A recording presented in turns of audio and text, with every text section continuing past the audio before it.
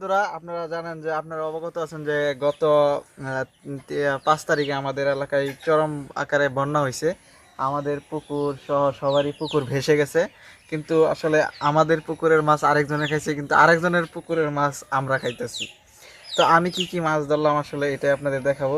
এটা হচ্ছে শিঙ্গিং আব্বা, হ্যাঁ শিঙ্গিং না, শিঙ্গিং, হ্যাঁ রাখলাম। আরও কিছু আমি এখানে জমা করে রাখছিলাম। আর পানিতে যাওয়ার পর আবার এখান থেকে কিছু পুকুরে চলে গেছে।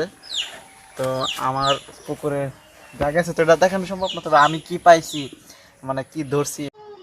ভিউয়ার্স, বন্যার সময় আসলে এটা একটা অন্যরকম অনুভূতি হয়, কারণ নিজের পুকুরের বড় বড় মাছ দেখা যায় আরেকজনের পুকুরে চলে যায়, আবার সামনে দিয়ে চলে যায়, কিন্তু আমি নিজে ধরি না, আরেকজনে ধরতেছে। আবার আরেকজনের বড় পুষা মাছ পুকুরে, কারণ সবাই শখ করে বড় বড় মাছ করে, 7 কেজি 8 কেজি ওজনের কাতল, রুই মাছ, এগুলা চোখের সামনে একজনেরটা আরেকজনের নিয়ে খায়। তো দেখতে পাচ্ছেন এই মাছগুলো কিন্তু একটাও আমার পুকুরের না, সবগুলো রুই মাছ, মানুষের পুকুরের রুই মাছ।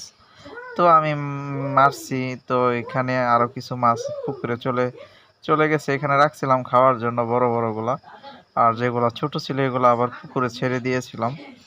তো পানি চলে যাওয়ার পরে আসলে এই মাছগুলো আমরা মারছি। তো অনেকগুলো মাছ পাইছি এখানে, প্রায় 5-6 কেজির মতো মাছ আছে, এগুলো আমি রাখছিলাম খাওয়ার জন্য। তো মানে ওইগুলো মাছ 3 থেকে 4 ফিট উঁচুতে উঠে চলে যায়, নিচে আরও মাছ আছে। তো কিছু মাছ ধরলাম, কিছু মাছ আগে কাটবে, তারপর আর কিছু মাছ ধরে আস্তে আস্তে এগুলো ফ্রিজে রাখা হবে। তাই মাছগুলো আমি তুলে বাড়িতে পাঠাচ্ছি।